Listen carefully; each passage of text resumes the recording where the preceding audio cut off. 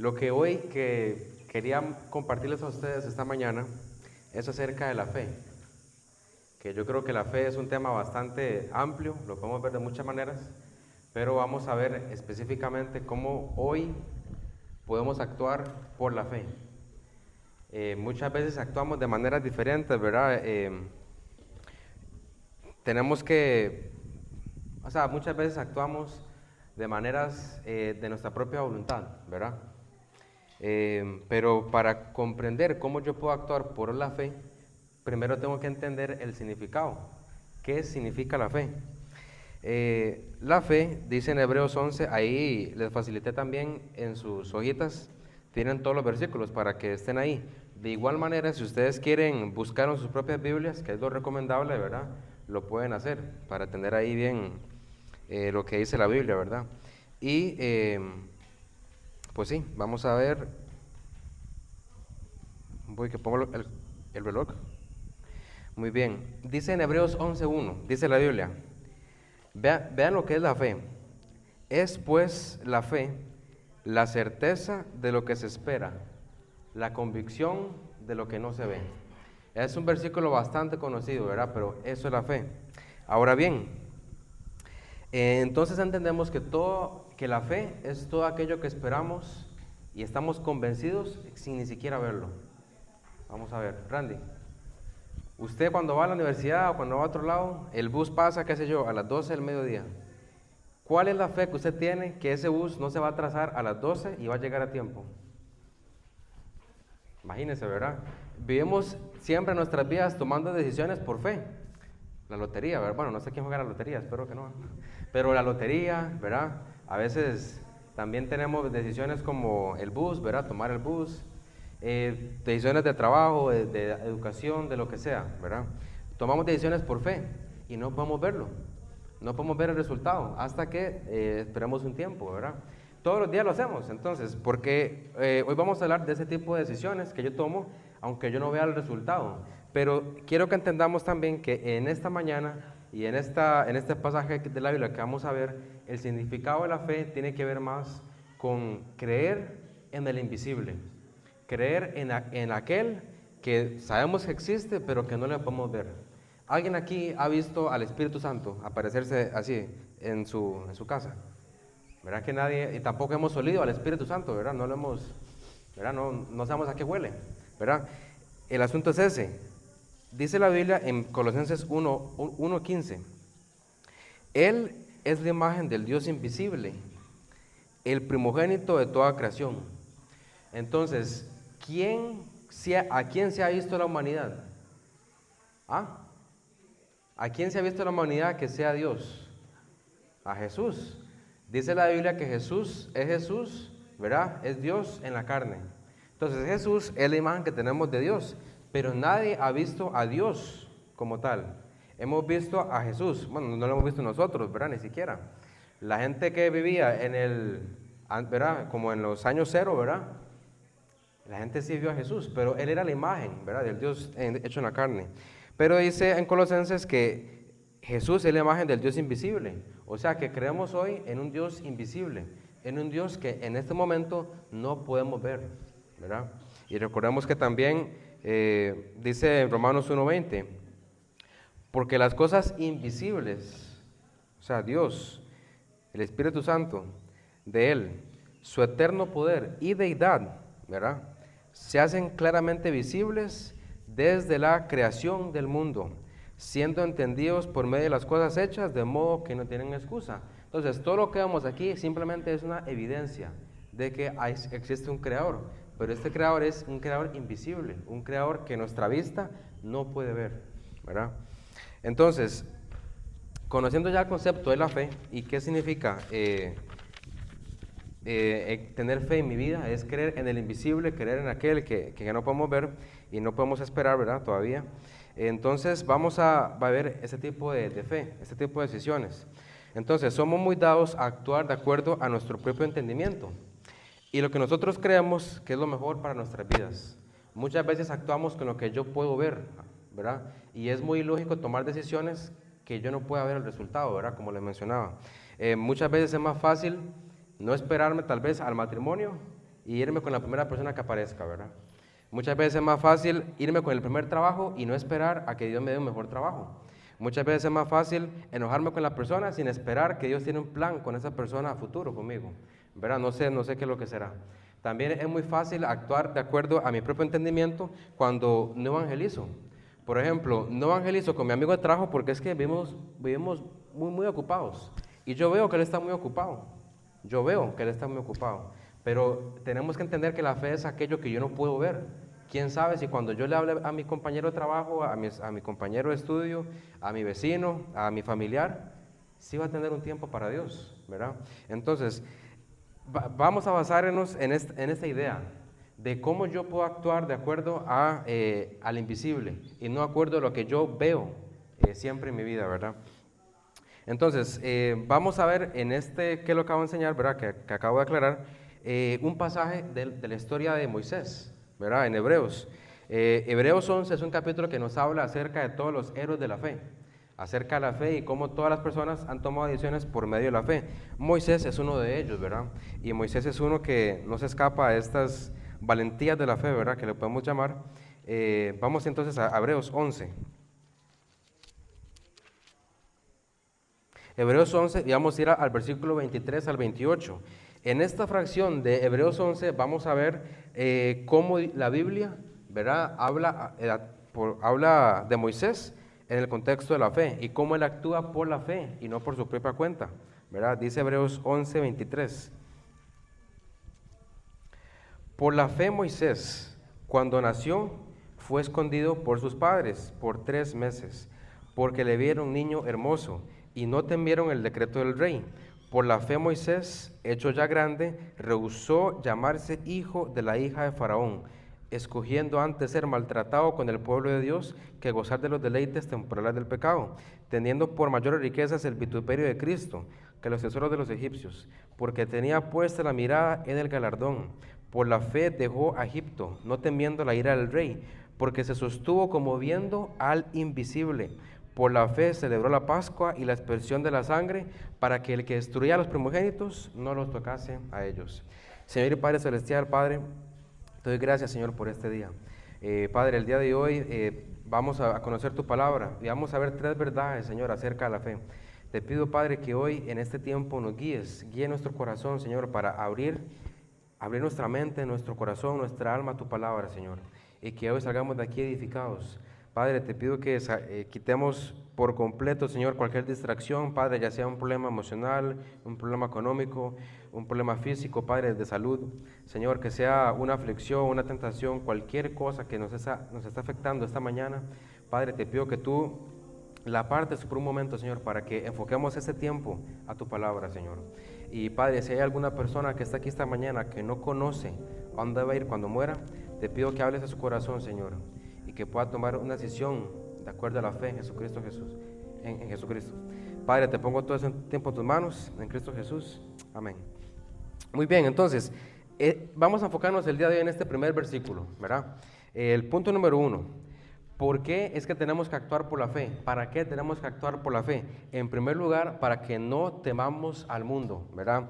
Y es una de las cosas más principales de actuar de acuerdo a la fe. Cuando yo actúo de acuerdo a la fe, no voy a temer lo que me pueda hacer el hombre. Entonces, vamos a lo que dice él en versículo 23. Por la fe Moisés, cuando nació, fue escondido por sus padres por 3 meses, porque le vieron niño hermoso y no temieron el decreto del rey.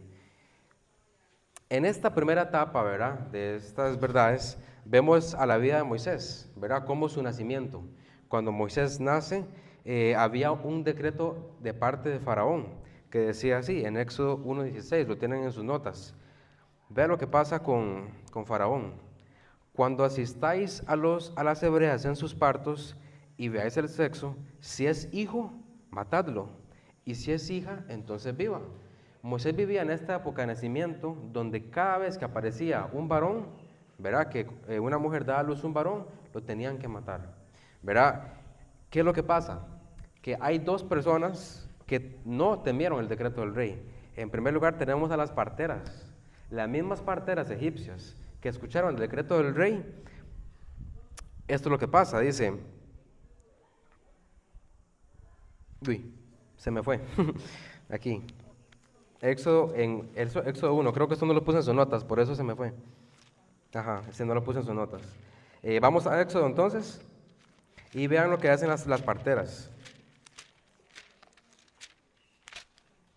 Éxodo 1.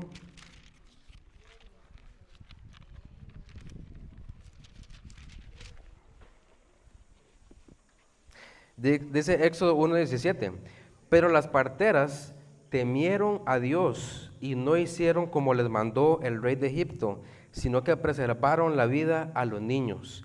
Y el rey de Egipto hizo llamar a las parteras y les dijo, ¿por qué habéis hecho esto, que habéis preservado la vida a los niños? Y las parteras respondieron a Faraón, porque las mujeres hebreas no son como las egipcias, porque son robustas y dan a luz antes que las parteras vengan a ellas. Y Dios hizo bien a las parteras, y el pueblo se multiplicó y se fortaleció en gran manera. Y por haber las parteras temido a Dios, Él prosperó a sus familias. Entonces, en primer lugar, esas parteras no les importó el decreto que Faraón mismo le había dicho a ellas. ¿Qué es lo que pasa? Que Faraón es un excelente cuadro del anticristo, ¿verdad? Y un hombre que siempre ha querido estorbar, ¿verdad? El plan de Dios. Vea lo que dice en Éxodo 2:2, dice, en Éxodo 1:22, me estoy confundiendo. Dice Éxodo 1:22, entonces Faraón mandó a todo el pueblo diciendo, echad al río todo hijo que nazca, y a toda hija preservar la vida. ¿Qué harían ustedes hoy si mañana, en la plena mañana, a las 7 de la mañana, anuncia el presidente Chávez que hagan esto? Imagínense, ¿qué harían? Yo creo que en estos tiempos todo el mundo se le vendría encima, ¿verdad? Porque está la democracia y todo esto. Pero en una época como la que está viendo Moisés, rebelarse a Faraón era algo muy serio. Y lo que hacen aquí los padres de Moisés es que no echan a Moisés al río, sino después de 3 meses. Vean lo que dice en Éxodo 2:2. La que concibió y dio a luz un hijo, y viéndole que era hermoso, le tuvo escondido 3 meses. Que es la verdad que nos enseña en Hebreos 11:23. En Hebreos 11:23 vemos cómo Moisés, cuando nació, fue escondido por sus padres. Y así ellos no temieron el decreto del rey. Dentro de muchas cosas, ¿verdad? Vemos cómo, a pesar que sí, al final Moisés terminó en el río, terminó a manos de la hija de Faraón, ¿verdad? Y esto es algo que yo quiero, luego lo vamos a hacer más adelante, ¿verdad? Pero ahora vamos a ver algo similar que ocurre con Moisés en la vida de Jesús. Cuando Jesús nació, ¿verdad? El rey Herodes elabora un plan para matar al niño, para matar a Jesús, ¿verdad? Pero al haber sido burlado y impedirle este hecho, ¿verdad? Él se enoja tanto, ¿verdad? Que empieza a matar a todos los niños menores de 2 años. Vean lo que dice Mateo 2:16. Herodes entonces, cuando se vio burlado por los magos, se enojó mucho y mandó a matar a todos los niños menores de 2 años que había en Belén y en todos sus alrededores, conforme al tiempo que había inquirido de los magos. Como padres tenían esa opción, ¿verdad? Yo no me puedo imaginar a los padres en esta época teniendo un niño y teniendo que matarlo por un decreto del rey, que es un rey enojón y un rey que nada más quería estorbar el plan de Dios, que lo cual no lo consigue. Pero todos estos detalles son importantes, pues nos damos cuenta que en tiempos donde el gobierno, el mundo, la sociedad está totalmente en contra de Dios, todavía hubo personas que tomaron las decisiones no por su propia voluntad, ni para su beneficio, sino que lo hicieron por la fe, teniendo la certeza que Dios iba a hacer un milagro en sus vidas. La mamá de Moisés mandó a Moisés al río. ¿Qué le garantizaba a la madre de Moisés que ese niño iba a sobrevivir escondiéndolo 3 meses? Nada le garantizaba. Ella tomó esa decisión de esconderlo y al no poder esconderlo más, o sea, no tenía otra opción. O lo mataban o lo echaba al río. Entonces, imagínense la decisión de la madre de Moisés al tomar eso. Yo creo que aquí a nadie, en ningún padre en esta mañana, ¿quién es padre esta mañana? Bueno, o madre, ¿verdad? Casi la mayoría. Teniendo un hijo, sería muy difícil mandarlo, ¿verdad? Y arriesgarse, ¿verdad? Arriesgarse el chance, por así decirlo. Porque tenían una gran probabilidad que el hijo no viviera. Sin embargo, ¿verdad? Conocemos la historia y Dios ha hecho milagros. Vean lo que dice también Hebreos 13:6. De manera que podemos decir confiadamente, el Señor es mi ayudador, no temeré lo que me pueda hacer el hombre. Qué interesante que los padres de Moisés, a pesar que lo tuvieron escondido, lo mandaron no temiendo, ¿verdad? Que lo pudieran haber asesinado. También dice Salmo 56:4, en Dios alabaré su palabra, en Dios he confiado, no temeré. ¿Qué puede hacerme el hombre? Isaías 8:12-13, no llaméis conspiración a todas las cosas que este pueblo llama conspiración, ni temáis lo que ellos temen, ni tengáis temor, ni tengáis miedo. A Jehová de los ejércitos, a él santificad, sea él vuestro temor y él sea vuestro miedo. No temamos, hermanos, esta mañana lo que el mundo nos puede hacer. Y ese es el primer paso, como les decía antes, para actuar por medio de la fe. Que no nos importe lo que el mundo nos vaya a hacer. ¿Qué nos impide que hablemos con nuestro compañero de trabajo de Cristo? ¿O qué nos impide que le compartamos de la Biblia a un desconocido en el bus? ¿Qué nos impide? Nada. Pero ¿qué tenemos nosotros? Actuamos por medio de nuestro propio entendimiento y lo que yo puedo ver. Cuando estoy en el bus y tengo una muchacha a la par, yo digo, mira, este es el momento perfecto. Duramos 15 minutos. Puedo compartirle mi testimonio. Pero ¿por qué es que no lo hacemos? Hay muchas razones. Tenemos vergüenza, ¿verdad? Muchas veces tenemos vergüenza. Muchas veces no sé qué decir. Tal vez si estamos empezando no sabemos qué decir. Tal vez tengamos miedo de lo que la persona pueda decirnos a nosotros, porque no sé si me va a hacer una pregunta y no sepa cómo responder. Pero les aseguro que la mayoría de los casos es por orgullo. ¿Por qué por orgullo? Porque cuando yo le predico o le enseño a alguien de Cristo, le comparto de Cristo, esa persona por algún motivo me ve diferente, ¿verdad? Me ve con unos ojos diferentes y dice, ay, no, ya no me gustó esta persona. Porque me ven a mí como una persona diferente, pero incómoda. Le resulta a ellos incómodo que yo les predique el Evangelio. Y nosotros, si nos ponemos a pensar, el mundo tiene comezón de oír, ¿verdad? Tienen ahí cera acumulada, tienen los oídos amarillos, ¿verdad? No quieren escuchar de Cristo. Entonces, cada vez que yo le comparto a alguien de Cristo, hay una alta probabilidad que me rechacen. Pero no que me peguen. Vean, ayer fuimos a evangelismo, ¿verdad? Y ayer ustedes conocen que a veces Pijique se vuelve un barrio un poco peligroso a estas horas, ¿verdad? Pero nada nos pasó. Porque casi nunca lo van a pegar por predicar el Evangelio. Es como que yo llegue a donde Toña, ¿verdad? Supongando que Toña ahí está en el mundo, ¿verdad? Supongando.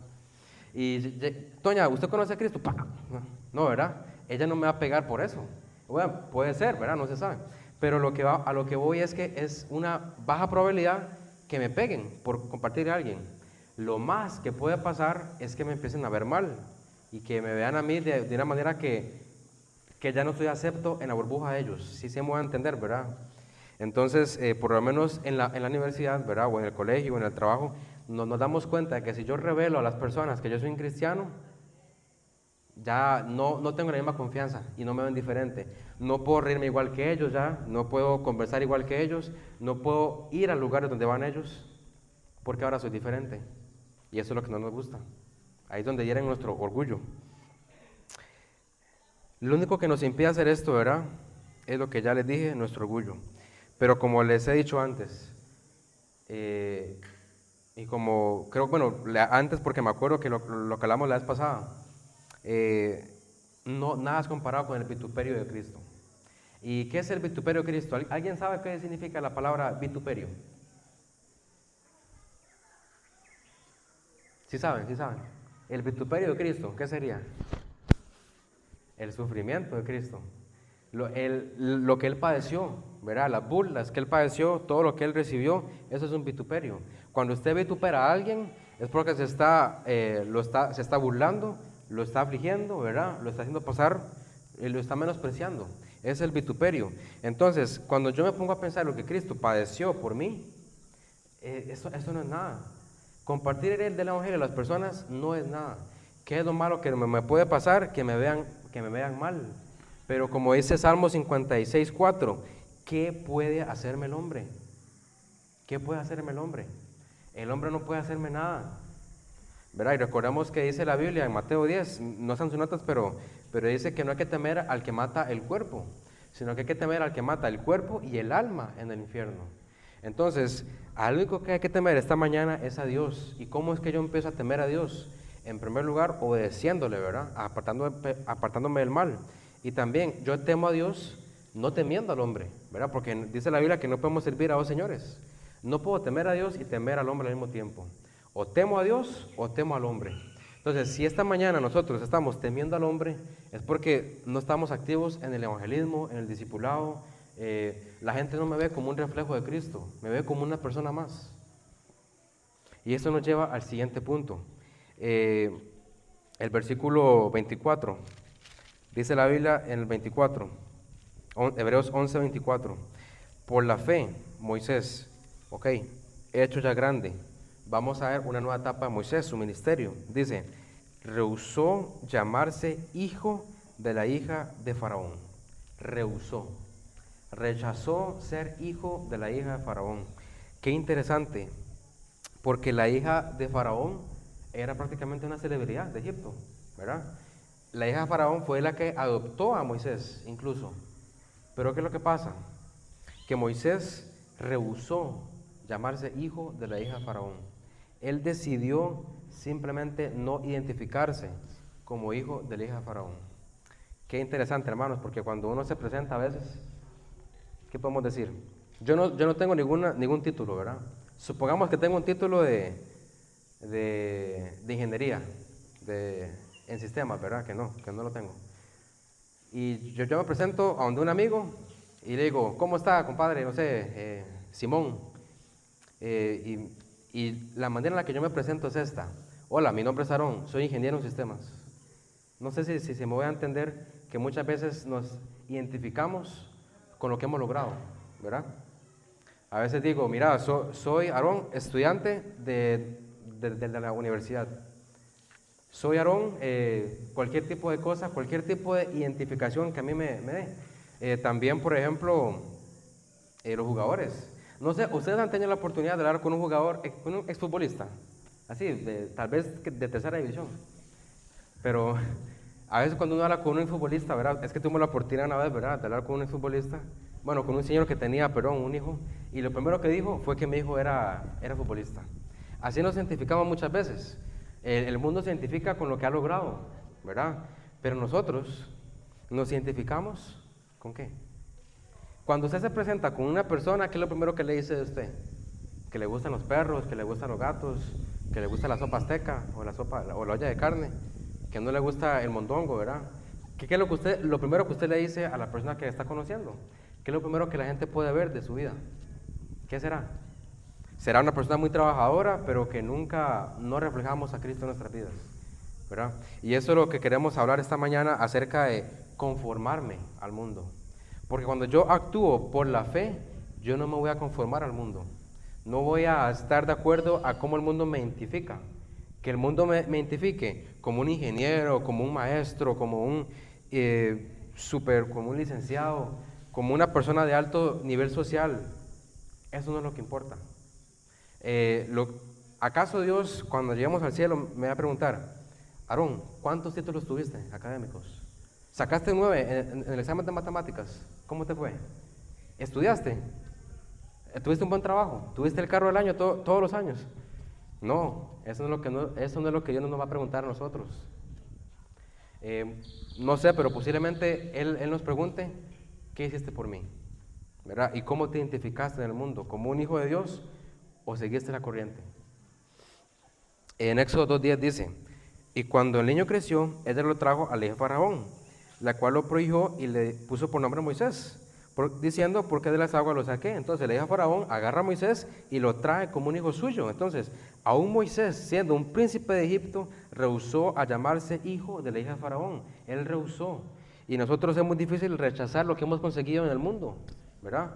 Porque perdemos nuestro posición social, ¿verdad? En el momento en el que Moisés se fue de Egipto y volvió como el siervo de Dios para liberar a Israel, Moisés ya no se consideraba como un egipcio. Él ya decía llamar como un egipcio o como un príncipe de Egipto. Antes él hizo lo siguiente, es el versículo 25, escogiendo antes ser maltratado con el pueblo de Dios que gozar de los deleites temporales del pecado. Ese es Moisés. Vean, Moisés, digan todo lo que quieran de Moisés. Moisés era un torpe de lengua, perdón por la palabra, un baboso, ¿verdad? Él era muy terco, Moisés. Era muy torpe, Moisés. Él era un hombre muy torpe. Pero vean lo que decidió Moisés. Moisés decidió ser maltratado. Escogió ser maltratado con el pueblo de Dios. Y esto es lo que nosotros tenemos que aprender esta mañana. Escoger ser maltratados a causa de Cristo. No hemos sido maltratados, si nos ponemos a pensar. No hemos sido maltratados todavía. Y es bueno ser maltratado por Cristo, porque tiene una promesa. En Mateo 5, 10, 12 dice, bienaventurados. Bienaventurados significa dichosos. Dichosos los que padecen persecución por causa de la justicia, porque de ellos es el reino de los cielos.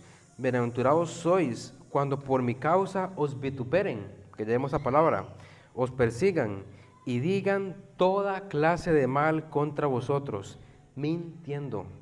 Gozaos y alegraos, porque vuestro galardón es grande en los cielos, porque así persiguieron a los profetas que fueron antes de vosotros.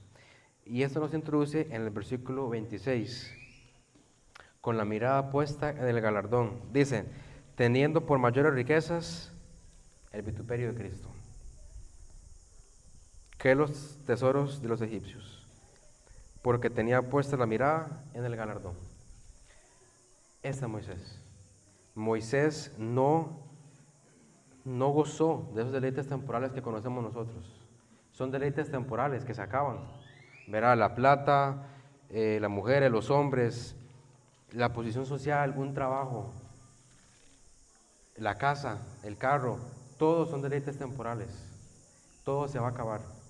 Y cuando yo escojo ser maltratado en vez de gozar de eso, vemos Mateo 5, 10, 12, ¿verdad? Lo que dice. Y también Romanos 8, 17 y 18. Y si hijos, también herederos. Herederos de Dios y coherederos con Cristo. Pero ojo la condición. Si es que padecemos juntamente con Él, para que juntamente con Él seamos glorificados. Y lo que nos enseña la Biblia es que no todos van a heredar el reino de Dios, pero no es que no todos van a ir al cielo. Todos, me refiero a todos los que han puesto su fe en Cristo, ¿verdad? Y se han arrepentido de sus pecados. Los que han puesto su fe en Cristo para perdón de pecados van a ir al cielo. Esa es la vida eterna.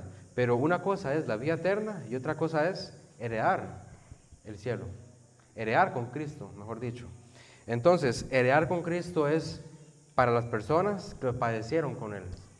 Porque Dios es un Dios justo.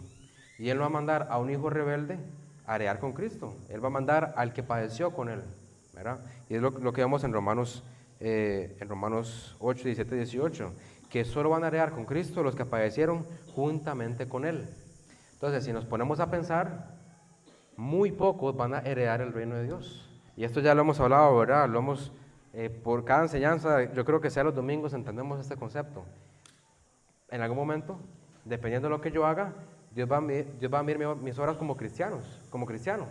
Y si yo padecí por Él, Él me va a hacer reinar, me va a hacer heredar con Cristo. Pero si no, no. En Santiago 5:1 vamos a ver esos deleites del pecado que nosotros tanto le ponemos enfoque. Santiago 5:1, y también vamos a ver cómo es que eso se va a acabar. Dice Santiago 1, del 1 al 6, esto no está en su nota, lo pueden buscar en su Biblia. Vamos ahora ricos, dice, llorad y aullad por las miserias que os vendrán. Ricos, van a llegar a ser miserias. Vuestras riquezas están podridas y vuestras ropas están comidas de polilla. Vuestro oro y plata están enmohecidos, y su moho testificará contra vosotros, y devorará del todo vuestras carnes como fuego. Habéis acumulado tesoros para los días postreros. He aquí clama el jornal de los obreros que han cosechado vuestras tierras, el cual por engaño no les ha sido pasado por vosotros, y los clamores de los que habían cegado han entrado en los oídos del Señor de los ejércitos. Habéis vivido en deleite sobre la tierra, y sido disólitos, habéis engordado y vuestros corazones como en día de matanza. Habéis condenado y dado muerte al justo, y él no os hace resistencia. Entendemos que aquí el rico, todo lo que el rico se confiaba, se va a hacer cenizas, ¿verdad? Se va a quemar. Entonces, es por medio de la fe que yo puedo también dejar atrás esas riquezas y no conformarme con el mundo. Dice también Romanos 12, ustedes lo conocen, Romanos 12:1, no os conforméis, 12:2, perdón, no os conforméis a este siglo, sino transformaos por medio de la renovación de vuestro entendimiento. No nos conformemos a este siglo, a este mundo que nos ofrece cantidad de deleites, ¿verdad? Temporales, eso sí. También tenemos Hechos 5:41, y esto ya vamos en un contexto de realmente padecer por Cristo y no enfocarnos en los deleites. En Hechos 5:41 dice, bueno, pero es que les quería comentar el contexto de este versículo. Vamos a Hechos entonces, capítulo 5, versículo 40.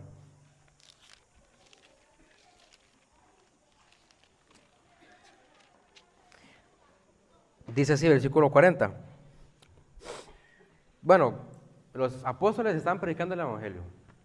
Los hechos de los apóstoles se basa en los apóstoles predicando el Evangelio de Jesucristo. Y por esta causa dice, el versículo 40, y convinieron con él, y llamando a los apóstoles, después de azotarlos, les intimidaron que no hablasen en el nombre de Jesús, y los pusieron en libertad. Ok, vamos entendiendo por partes. Los apóstoles acaban de predicar el Evangelio y los acaban de agarrar, ¿verdad? Los acaban de llevar presos, los azotaron y le dijeron, no vuelva a predicar de Cristo aquí. Y ya. ¿Qué haríamos nosotros entonces si yo padezco este tipo de situaciones? Yo llego tal vez al Parque Liberia y me nació predicar o dar tratados, ¿verdad? A veces vamos a dar tratados. ¿Qué pasa si llega la policía y dice, ustedes no pueden dejar de hacer esto? Perdón, ya dejen de hacer esto. Dejen de predicar el Evangelio porque están confundiendo a la gente. ¿Qué haríamos? Ay, sí, oficial, perdone, oficial. Vean lo que hacen los apóstoles. Y ellos salieron de la presencia del concilio gozosos de haber sido tenidos por dignos de padecer por causa del nombre. El nombre es Dios, es Cristo. Y los apóstoles estaban gozosos de haber sido azotados. Salieron con más ganas todavía. Y ellos siguieron predicando el Evangelio, ¿verdad? Porque vea lo que dice el 42. Y todos los días en el templo y por las casas no cesaban de enseñar y predicar a Cristo. Esos eran los apóstoles. Y nosotros, hermanos, somos totalmente lo contrario. Nosotros, por la mínima cosa que nos ocurra en nuestras vidas, dejamos de padecer por Cristo, si es que estábamos padeciendo. Nosotros, y el diablo es astuto. El diablo es astuto porque tampoco queremos que estemos en una iglesia sirviendo a Dios. Muchas veces la gente no sirve a Dios porque dice, no estoy preparado. Pero eso es porque todavía tenemos pecado en nuestras vidas, todavía tenemos tentaciones en nuestras vidas, y a veces, cuando uno pasa aquí al frente, uno dice, qué hipócrita estoy siendo hoy, porque estoy compartiendo cuando yo estoy también teniendo una vida pecaminosa. Entendamos que cada vez que nuestro pastor nos enseña aquí la palabra de Dios, él también tiene su pecado, yo también tengo nuestro pecado, los maestros tenemos nuestro pecado, pero la diferencia es, hermanos, que a pesar de ser seres pecaminosos, seres inútiles como Moisés, no cesamos de predicar el Evangelio. No cesamos de salir a la calle y exponernos al Evangelio, exponernos a que la gente nos critique. Y es lo menos que podemos hacer. Hoy estamos aquí esta mañana todos sentados en una, gracias a Dios tenemos un edificio, tenemos bancas, tenemos una gradería, tenemos café, tenemos música, tenemos equipo de sonido. Si no estuviera aquí gritando, ¿verdad? Pero nos falta algo todavía. Nos falta esa disposición de servir, aunque estemos en los peores momentos. Muchas veces ponemos excusas para simplemente dejar de servir a Cristo. Muchas veces, y hemos escuchado tal vez, hasta yo mismo me pongo de ejemplo, no predico el Evangelio porque es que estoy mal, es que no estoy obedeciendo la Biblia. ¿Y qué? Está bien, tenemos que mejorar poco a poco, pero no nos olvidemos de servir a Dios. No, Dios no quiere hacer santos sin pecado. Dios no quiere hacer a personas que tienen aquí un aro, ¿verdad? Y están flotando y hasta la cara se le pone más brillante de lo normal, ¿verdad? Porque están siguiendo a Dios. No. Dios nos quiere tal y como somos. Y esto es algo que yo les quería comentar. Vean lo que dice, hablando de este contexto, ¿verdad? Dice 1 Pedro 4:14. Si sois vituperados por el nombre de Cristo, sois bienaventurados, porque el glorioso Espíritu de Dios reposa sobre vosotros. Ciertamente de parte de ellos Él es blasfemado, pero por vosotros glorificado. Y todo esto es porque la fe está puesta en el galardón. Cuando nosotros sirvamos a Dios, cuando empezamos a servir a Dios, empezamos a predicar el Evangelio, nuestra mirada tiene que estar puesta en que yo algún día voy a estar con Cristo. Y algún día Dios me va a pedir cuentas y yo tengo que estar preparado. Yo tengo que haber padecido por Él. Tengo que haberlo hecho. Si no, por más títulos, hermanos, por más plata que tuve, por más carros que tuve, por más problemas que tuve, no. También dice 2 Corintios 4:18. Dice, no mirando las cosas que se ven, sino las cosas que no se ven. Pues las cosas que se ven son temporales, pero las que no se ven son eternas. Hebreos 10:35 dice, no perdáis pues vuestra confianza, que tiene grande galardón. Entonces, la Biblia ha sido clara. Solo los que padecen recibirán recompensa. Entonces, de acuerdo a la fe, es mucho mejor padecer con Cristo y no conformarse a este mundo, que estar cómodo en nuestra situación. ¿Qué pues entonces es incomodarme? ¿Qué pues es padecer por Cristo? En primer lugar, como vimos antes, Moisés lo que hizo fue rehusó llamarse hijo de la hija de Faraón. Lo primero es dejar mi comodidad, dejar mi identidad que el mundo me ofrece. También no disfrutar lo que el mundo me ofrece temporalmente. Estos pecados que son de la noche a la mañana. También, y también lo que tengo que hacer para yo incomodarme. Aunque me refiero a incomodar, me refiero a estorbar mi situación y no conformarme al mundo. Lo que tengo que hacer es presentar a la persona de Cristo en mi vida y que las personas puedan ver reflejado a Cristo en mi vida.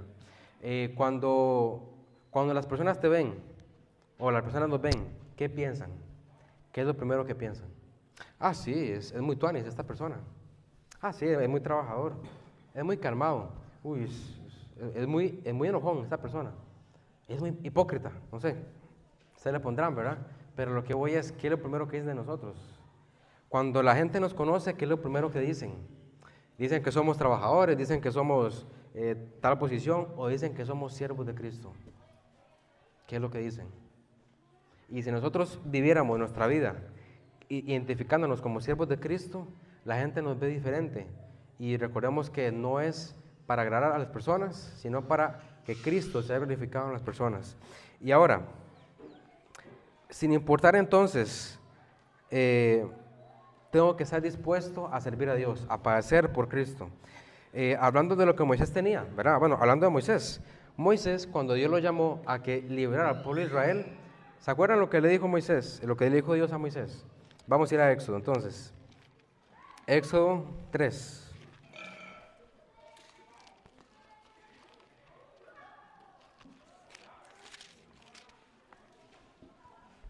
Dice la Biblia en Éxodo 3.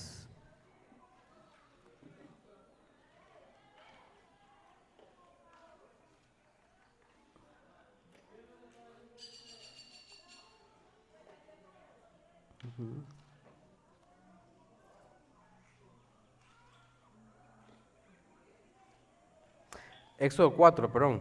Éxodo 4:2. Bueno, 4:1 para que veamos, dice, entonces Moisés respondió diciendo, cuando yo lo estaba llamando, he aquí que ellos no me creerán, ni oirán mi voz, porque dirán, no te ha parecido Jehová. Ok, entendamos algo, Moisés es muy parecido a nosotros en esta mañana. Moisés tenía los mismos problemas que tenemos nosotros. No pensamos que la gente nos vaya a creer, que la gente nos vaya a escuchar, y es algún problema que tenemos. A veces yo no predico el evangelio o no actúo de manera diferente, acorde a la fe, porque no lo veo. No pienso, aquí hay un bosquito. Entonces dice en 4:2, dice, y Jehová dijo, ojo, vea la pregunta que le dice Jehová, ¿qué es eso que tienes en tu mano? Y él respondió, una vara. Dios no le dijo, Moisés, está bien, no, vaya, yo le voy a dar a usted un escudo, le voy a dar una espada, le voy a dar una armadura, le voy a dar un ejército para que le crean, le voy a dar los carros de fuego, ¿verdad? ¿Se acuerdan que hemos visto en Elías, en Eliseo? No. Dios le dijo, ¿qué es eso que tienes en tu mano? Moisés, una vara. ¿Y a qué voy con esto? Que Dios quiere que yo cumpla su voluntad sin importar lo que yo tenga en mi mano, sin importar lo que yo tenga de plata, sin importar la salud que tenga, sin importar mi condición, sin importar los problemas que tenga, sin importar mi físico, sin importar las tentaciones que tenga, sin importar los pecados que tenga. Él nada más me ha llamado tal y como soy. De hecho hay un himno que dice eso, ¿verdad? Tal como soy. Y es que eso es lo que quiere, eso es lo que Dios quiere, hermanos. Dios no quiere, Dios no le importa la plata que tengamos, no le importa lo preparado que yo esté o no, no importa qué tanto yo sepa la Biblia o qué tan poco yo sepa la Biblia. Él nada más quiere un corazón dispuesto, un corazón dispuesto a servir, a padecer por Cristo, ¿verdad? Y hacer grandes cosas por medio de la fe. Qué interesante esto, ¿verdad? Vemos aquí la historia de Moisés. Y si ustedes quieren conocer la historia de Moisés, lean Éxodo 3 y 4, ¿verdad? Esos capítulos, y verán cómo Moisés puso excusas, y excusas, y excusas hasta cansarse, y Dios fue callando sus excusas poco a poco, ¿verdad? Y es lo mismo con nosotros. Pero vean, en Hebreos, ¿cómo muestran a Moisés? Como un hombre de fe. Y nosotros, lo que tenemos que hacer nada más es presentarnos delante de Dios como hombres de fe. Y esa era la queja de Jesús, ¿verdad? Muchas veces. Jesús le decía a sus discípulos, hombres de poca fe. Hombres de poca fe. Entonces, lo que me interesa es, ¿qué creemos que va a pasar si yo no hago esto? Si yo no me humillo, si yo no pongo la fe y yo no empiezo a actuar por Cristo. ¿Qué pasa? ¿Qué creo que va a pasar si yo no evangelizo, si no leo la Biblia, si no padezco por Cristo? ¿Qué va a decir Dios? Dios va a decir, uy, sí, Aarón, tienes razón, ese pecado te imposibilitó de servirme. No, ¿sabes qué? Te perdono eso, porque la verdad es que la tienes muy difícil, Aarón. Eso va a decir Dios de nosotros. Jamás. Él va a decir, con lo que yo le di, ¿qué hizo? Con lo que yo le di, ¿qué hizo? Conocemos también la palabra de los talentos, ¿verdad? Si la conocemos bien. El Señor le da 5 talentos a uno, le da 2 talentos a otro y le da 1 talento a uno. Uno tiene mucho, claro que sí.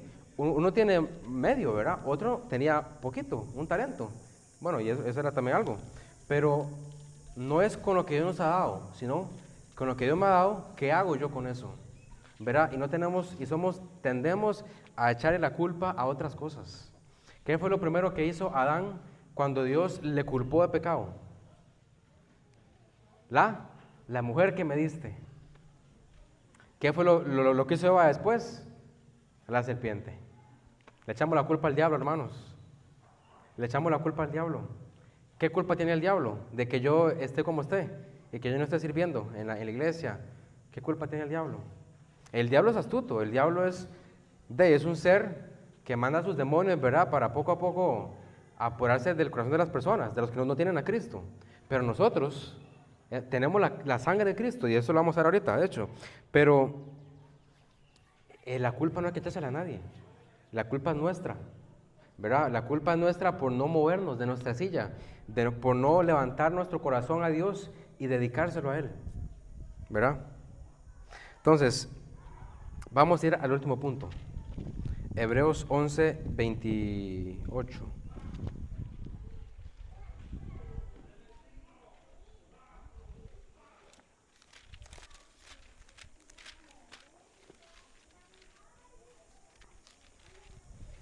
Y ya conocemos que Moisés entonces,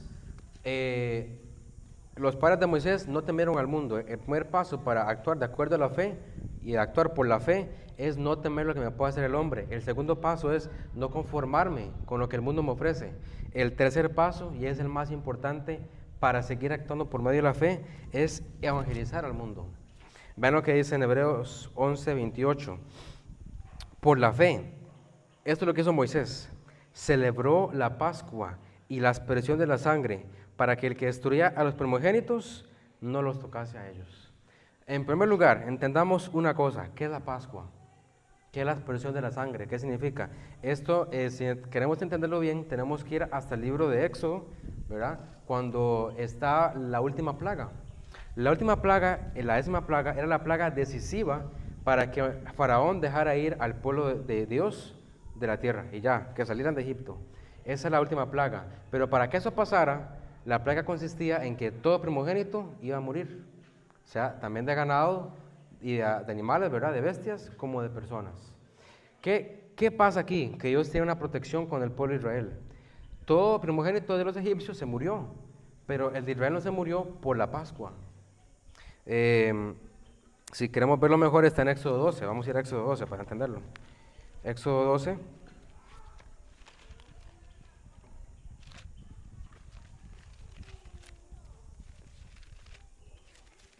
Para que entendamos en qué consistía la Pascua, dice: habló Jehová a Moisés y a Aarón en la tierra de Egipto, diciendo: este mes os será principio de los meses, para vosotros será este el primero en el mes del año. Hablad a toda la congregación de Israel, diciendo: en el 10 de este mes, tómese cada uno un cordero, según las familias de los padres, un cordero por familia. Mas si la familia fuere tan pequeña que no baste para comer el cordero antes, él y su vecino entonces él y su vecino inmediatamente tomarán uno según el número de las personas, conforme al comer de cada hombre, haré la cuenta sobre el cordero. Dice: el animal será sin defecto, macho de 1 año, lo tomaréis de acuerdo a las ovejas o de las cabras, y lo guardaréis hasta el día 14 de este mes, y lo inmolará toda la congregación del pueblo de Israel entre las 2 tardes. Y tomarán de la sangre y la pondrán en los 2 postes y en el dintel de las casas en que lo han de comer. Y aquella noche comerán la carne asada al fuego, y panes sin levadura con hierbas amargas lo comerán. Ninguna cosa comeréis de él cruda ni cocida en agua, sino asada al fuego, su cabeza con sus pies y sus entrañas. Ok, esa era la Pascua. Ellos tenían que sacrificar un cordero de 1 año, macho, sin defecto, y tenían que agarrar la sangre, y ahí entra la aspersión de la sangre. Tenían que untar la sangre del cordero en los 2 postes y en el dintel de las casas, para que cuando llegase el primogénito, para cuando llegase el que iba a matar a los primogénitos, si veía una casa con la sangre, pasaba de ella y no mataba al primogénito. Pero si veía una casa sin sangre, mataba al primogénito. ¿Quiénes sabían de la sangre? Los israelitas. Por eso los israelitas guardaron Pascua al pie de la letra, ¿verdad? Para nosotros aplica de una manera diferente. No es que, ¿verdad?, vamos a alquilar a comprar un cordero, ¿verdad? Y vamos a sacrificarlo aquí en medio de la iglesia, vamos a juntarlo en todas las bancas. No. Esto no es así. ¿Quién es el cordero que ya ha sido sacrificado por nosotros? Cristo, Él es el cordero. Dice 1 Corintios 5, 7: limpiaos pues de la vieja levadura, para que seáis nueva masa, sin levadura, como sois. Dice: porque nuestra Pascua, que es Cristo, ya fue sacrificada por nosotros. Esta Pascua que tenemos nosotros ahora es Cristo. Ese Cristo crucificado en la cruz por mi pecado, derramando su sangre. Al final de cuentas, ¿qué me limpia de mi pecado? La sangre de Cristo, ¿verdad? Entonces, para nosotros, celebrar la Pascua del Señor no es agarrar un cordero, es recordar lo que Cristo ya hizo por mí. Ahora, ¿cómo lo conocemos usualmente o oficialmente el mandato de Dios de acuerdo a la Pascua para nosotros? La iglesia se llama la Cena del Señor. La Cena del Señor es para recordar. No es para que yo arregle todos mis problemas de la noche a la mañana, no. La cena del Señor es para recordar lo que Cristo hizo por mí. Es un mandato. Así como el bautismo sirve para yo identificarme con Cristo en su muerte, sepultura y resurrección, la cena del Señor es para recordar que Él murió, fue sepultado y resucitó para darme vida eterna. Ese es el propósito de la cena del Señor. Por eso es que Dios quiere que la celebremos. Celebrar la Pascua, celebrar la cena del Señor. Pero esto va más allá de un domingo celebrar la Pascua. Esto va sencillamente de recordar lo que Cristo hizo por mí. 1 Corintios 11:26 dice: así pues, todas las veces que comieres este pan y bebieres esta copa, perdona a tu compañero. ¿Qué dice? La muerte del Señor anunciáis hasta que Él venga. Ese es el propósito de la cena del Señor, hermanos. Anunciar la muerte del Señor. ¿Cuándo entonces tenemos que celebrar la Pascua? Los domingos, cuando celebramos la Pascua, para recordar como congregación la muerte de Jesús, pero también, ¿cuándo? ¿Cuándo yo tengo que celebrar la Pascua? Todos los días. Todos los días. Cada vez que yo tomo esta copa, no me voy a comer la copa, tomo la copa y como el pan, que es la palabra de Dios, hermanos, cada vez que yo abro la Biblia, la muerte del Señor tengo que anunciar. Cada vez que yo aprenda algo de la Biblia, tengo que compartirlo. Porque como cristiano, como hijo de Dios, el mandato es: anuncie el Evangelio, anuncie mi muerte hasta que yo venga, ¿verdad? Porque vean lo que dice en Éxodo 12:14. Dice: y este día os será memoria, y lo celebraréis como fiesta solemne para Jehová durante vuestras generaciones, por estatuto perpetuo lo celebraréis. Entonces, ya aplicado nosotros en 1 Corintios 11:26, entendemos que la cena del Señor, la Pascua, para yo celebrarla diariamente en mi vida, es anunciando la muerte del Señor. Pero primero, ojo, cada vez que yo abro la Biblia, cada vez que yo puedo alimentarme de la Biblia, que lo tenemos que hacer todos los días, tengo que anunciar la muerte del Señor. Lo que pasa es que no tengo tiempo.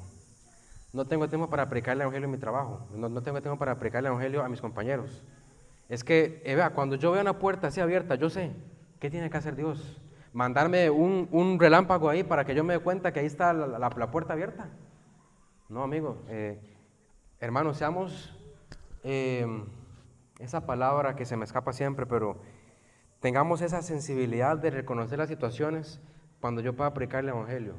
Tengamos esa vista puesta. Cuando yo ponga la mirada en la Biblia, yo me doy cuenta de las situaciones que yo puedo predicar el Evangelio. Cada vez que yo vea una situación, yo la voy a ver, porque me voy entrenando. Y ay, mira que puedo compartir el Evangelio. Y en realidad la vida no nos ha mandado vea, Jesús nos dijo: así que, por tanto, id.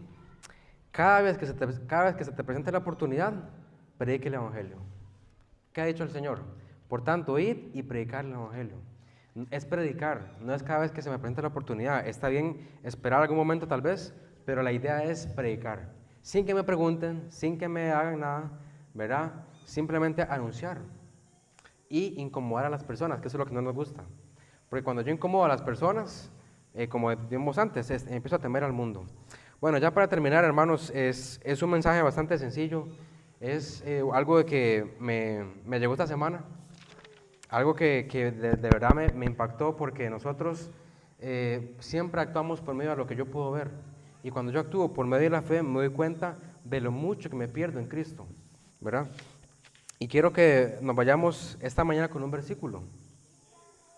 En Marcos 9:23, ahí lo tienen en sus notas, dice: Jesús le dijo: si puedes creer, al que cree, todo le es posible. Creamos, hermanos, hoy que si por la fe vamos a hacer que todo lo que Dios tiene planeado sea posible a través de nosotros. Creamos en la fe, pongamos la fe en que Cristo mueve montañas, en que Cristo tiene la posibilidad de abrir el corazón más duro de la tierra, ¿verdad? Pongamos esa fe. Evangelicemos al mundo con fe. No evangelicemos al mundo con una actitud arrogante, para que los demás cristianos vean cómo yo evangelizo. Evangelicemos al mundo para que Cristo sea dado a conocer a las personas, ¿verdad? Y para que yo sea un siervo, para que yo sea un sirviente de Cristo. Servir a Cristo es simplemente hacer lo que Él dice. Y lo que Él me ha mandado, además de cuidar la casa del Señor, es predicar el Evangelio y hacer discípulos. Y eso es lo único que tengo que hacer. Entonces, sí, yo creo que ese será el mensaje de hoy. La verdad que espero que hoy nos vayamos aquí, tanto como yo como ustedes, nos vayamos de aquí edificados y tengamos esa confianza, esa fe, que a pesar de lo que yo esté padeciendo hoy, no importa. No importa, porque lo que más me va a importar a mí y lo que más le importa a Dios que yo haga es que con lo que Él me dé, yo empiece a servir a Cristo, ¿verdad? Y tenga esa fe dispuesta. Y vean, Moisés fue un siervo inútil, un siervo, como hemos visto en Éxodo, ¿verdad? Pero vea cómo lo presenta la Biblia, en Hebreos. La Biblia lo presenta como un héroe de la fe, como un hombre que actuó siempre por medio de la fe. Falló cantidad de veces. También conocemos a David. David, dice la Biblia, que era un hombre, ¿de acuerdo? Un hombre conforme al corazón de Dios. Y ustedes, los que han estudiado la vida de David, saben que David tiene sus cosas que uno se queda impactado. Hizo, en una sola vez, cometió adulterio, asesinato y mentira. En una sola vez, ¿verdad? Y grave, imagínense. Pero la Biblia dice que David era un hombre conforme al corazón de Dios. Entonces, estamos con esa mentalidad. Dios no quiere lo que yo tengo, sino con lo que yo hago, bueno, con lo que Él me dio, que yo haga, ¿verdad? Entonces, hermanos, vamos a orar. Señor, y parece...